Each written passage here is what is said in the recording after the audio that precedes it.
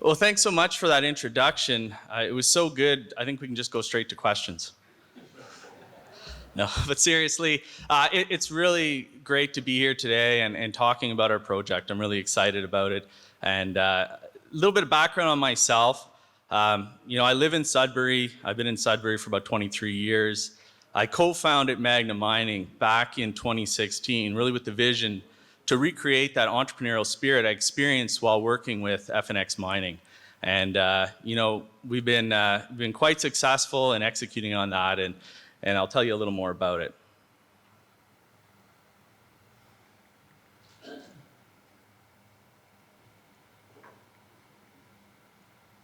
Cautionary statement, there will be some forward-looking statements, so be aware of that. So the growth strategy for Magna Mining has been consistent since the start and really based upon three pillars. The first is we want to be a low-cost operator with low-cost development. Really, we believe that's a huge advantage.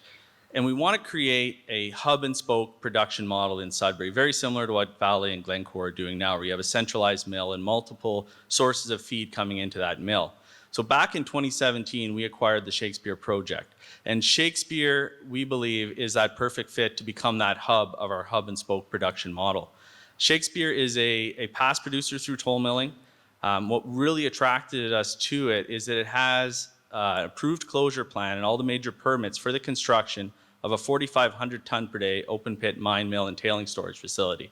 So this is very strategic in our plans to create a hub and spoke production model. So now the question is, how do we create those spokes? And so really there's two ways to do it. One's through exploration. So we have a significant land package in Sudbury of over 180 square kilometers. And we have both on trend with our Shakespeare project, as well as on the contact of the Sudbury Basin itself, which lends itself to both contact style nickel deposits and footwall style deposits. And then the other way to develop outside of exploration is through acquisitions. And we believe this is really the best opportunity for growth in Sudbury, acquiring non-core assets that the owners are not going to be putting into development or do not believe that are material to the size of their company, but could be very material and could feed into a future mill at Shakespeare. And in 2022, we acquired our second significant asset, the Crean Hill mine. And I'll talk a little bit about that on the next slides. So this map here shows the Sudbury Basin, and in blue you can see Magna Mining's land package, as I mentioned, quite significant. Shakespeare project is just to the west of the Sudbury Basin and is about 50 road kilometers away from our Crean Hill mine. The other great thing, of course, most of you know about Sudbury, is it has all the infrastructure in place, including two mills, one owned by Glencore, one owned by Vale, that do have some capacity for processing other ores and toll milling, as well as two smelters, which again is a huge advantage. And these are the only two operating nickel smelters in North America. So it just speaks to how strategic Sudbury is as a nickel producing region. So the hub and spoke production model, again, pretty simple, but basically taking the Shakespeare mine, which as I mentioned, has closure plans, major permits in place for a 4,500 ton per day open pit mine, and combining that with the Crean Hill mine. Now, Crean Hill, we're currently underway with a preliminary economic assessment to determine how much of the 31 million tons of indicated resource can be put into a mine plan. So combining both the 20 million tons of indicated resource at Shakespeare and approximately 31 million tons at Crean Hill, over 50 million tons of indicated resource, we believe we can create a long life mining operation. And Crean Hill has better grades than Shakespeare, so there's definitely potential to improve on the economics. The other great thing about Crean Hill is because of the higher grade material and starting right at surface, there's that potential to start toll milling and creating cash flow at a very low capex. And this is something we're actively pursuing and we think can be a great way to help fund some of the construction of Shakespeare. So Shakespeare processing plant, again, is in line with the mine design and 4,500 ton per day capacity. Again, closure plan and major permits already in place. We did a feasibility study we completed in 2022 that estimated the capital cost to build the Shakespeare mine, mill, and co-disposal tailings facility 233 million Canadian. So a reasonable capital cost for a new 4,500 ton per day nickel mine and plant. And our PEA will give a good estimate on the capital costs to bring Crean Hill into production. Looking down the road a little bit towards the end of next year, we hope to come out with a pre-feasibility study that ultimately combines both operations together to demonstrate the potential economics of that. So Shakespeare, it was a past producer through toll milling, produced about 500,000 tons. It really is a great brownfield asset in that because it has a closure plan, to restart it and get back into production is relatively simple. Already has good road access and a lot of the basic infrastructure to get started in construction. Production, just from the feasibility study, looking at somewhere between 3,500 and 5,000 tons of contained nickel a year in concentrate, and about 4,500 to 6,800 tons of copper in concentrate. Of course, adding in additional high-grade feed from Crean Hill, I believe, can significantly improve that. From an exploration perspective, the Shakespeare deposit, it sits currently global resource indicated and inferred at about 22.5 million tons.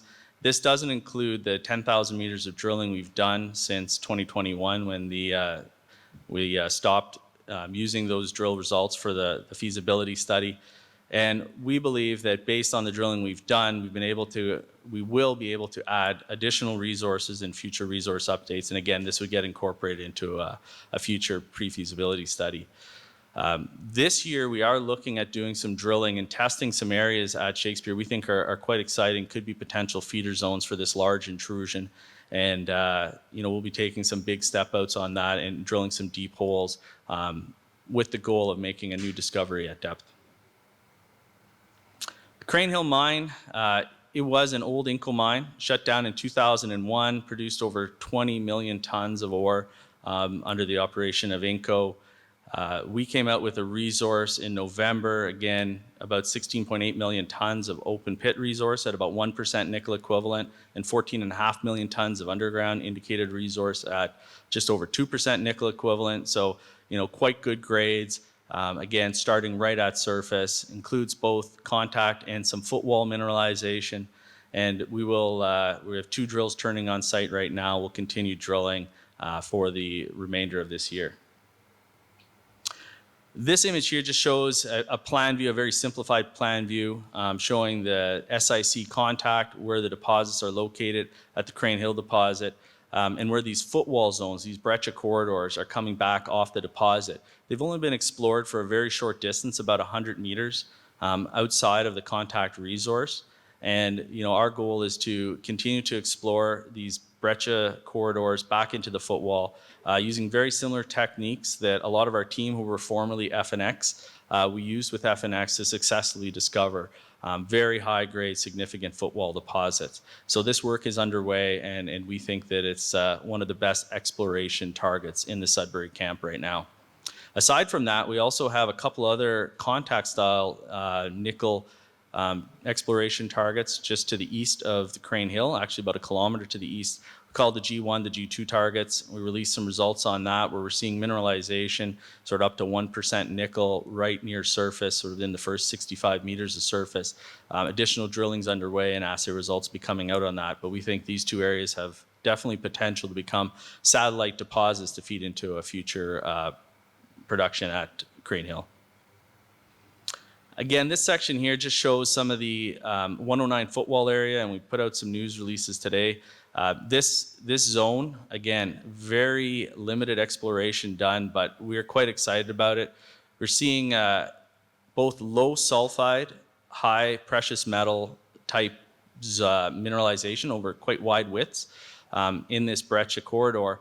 But also within that, we've identified now a very high-grade trend where we're seeing, up to 6% nickel within this over anywhere from 1 to 8 meters, and precious metals running in some of these intersections over 1 ounce. And this isn't currently reflected in our block model, but this is something we've done some definition drilling on, and again released, I think, 16 holes today that kind of highlight some of that very near surface within the first 25 meters of surface, some of this high grade. And this is an area that we will be bulk sampling later this year. This is a long section, again, just showing the deposit and where we think there's red arrows are areas we can expand on the underground resource and the contact style deposit. But, you know, looking at some of these footwall zones, these breccia corridors, they really are spectacular. One of the best holes that we've ever released was back in January, hole 5. And this is in a zone we call the 101 footwall. It's a very high grade nickel zone where you have sharp walled nickel veins, like pentlandite rich veins wrapping around blocks of breccia coming out into the footwall. Again, not explored very far into the footwall, only about 100 meters. But we intersected 31 meters at 4% nickel. So, you know, there's not many places you see that in Sudbury. And really it is a world-class type intersection and within 150 meters from surface. So this is, we think, a huge opportunity for us to be able to start mining and producing high grade to process through toll milling as we're constructing Shakespeare, and again, to create cash flow to help fund that construction. So this year, we are fully funded. We raised $18 million in January. 15 million of that was charity flow through to be used for exploration before the end of 2024. We have a 20,000 meter budget planned, about 15,000 meters at Crean Hill and another 5,000 meters at Shakespeare this year. It's well underway. So we will have news coming out from drill results, fairly steady, at least once or twice a month for the remainder of the year. And again, you know, we're pretty excited, especially with the high grades we've been seeing at Crean Hill. We have, as I mentioned, a preliminary economic assessment underway. We hope to have that out in the next 4 weeks, and we'll give a little more guidance on that in the next couple of weeks on a definitive timeline. But you know, that is really going to demonstrate how much of this 31 million tons we can bring into a mine plan through a base case of toll milling, and that's what we're using as the base case for this PEA. There's obvious benefits and lower cost to producing through our own mill, but again, we'll do a trade-off on that and kind of demonstrate those within a section of the PEA, but it won't not be the base case.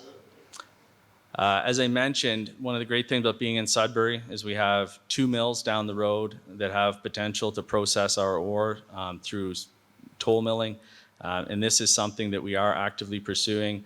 Again, with my background in history with FNX Mining, this is what we did. We didn't have a mill. We produced and grew a very successful company with 3 operating mines through toll milling. We see this as a very viable option for Magna, especially in the early days before we have our mill done. And we think that we can get started, you know, toll milling within the next 9 to 12 months with some bulk sampling potentially before the end of this year. As well, we have a number of corporate initiatives underway. We're getting listed in the U.S. on the OTC market. We've applied for some of the U.S. grants that some of you may be aware of, the DPA Title III program, and we're hoping to hear back on that before the end of the year. And this could be a very significant grant to help fund the construction of the Shakespeare mine, and just really speaks to the interest in nickel when you have the U.S. government allocating funds to help fund nickel mining projects in Canada. It's unprecedented, but that's the world we're living in today with the demand for nickel. As well, we're looking at other acquisitions, very similar to what we did with Crean Hill last year. You know, we've targeted a number of past producing mines and non-core assets in the Sudbury Basin that we are pursuing. And obviously, we don't have ultimate control over when one of those transactions can happen, but it is something we're actively pursuing, and we think there's a very good possibility we will make another significant acquisition in the next 2 years. So just to summarize, I think Magna is very uniquely positioned, being in a world-class nickel mining district like Sudbury, having 2 advanced stage assets and a very significant resource with over 650 million pounds of contained nickel. Having a team that is very much Sudbury focused, based in Sudbury. Many of us have worked together at FNX Mining before, so we've done this where we've taken non-core assets, made discoveries, brought them into production, and had a very successful exit. And we think the exploration potential of these projects, speaks beyond just the resources we have, and there's tremendous opportunity to make other high-grade discoveries, which we believe, could potentially be brought into production. So we have a lot going for us. I think we check a lot of the boxes, and having permits in a place like Sudbury with all the infrastructure, it does really allow us to move quite quickly and for relatively low costs in today's environment. So hopefully I stuck to my 20 minutes, and I thank you very much for listening.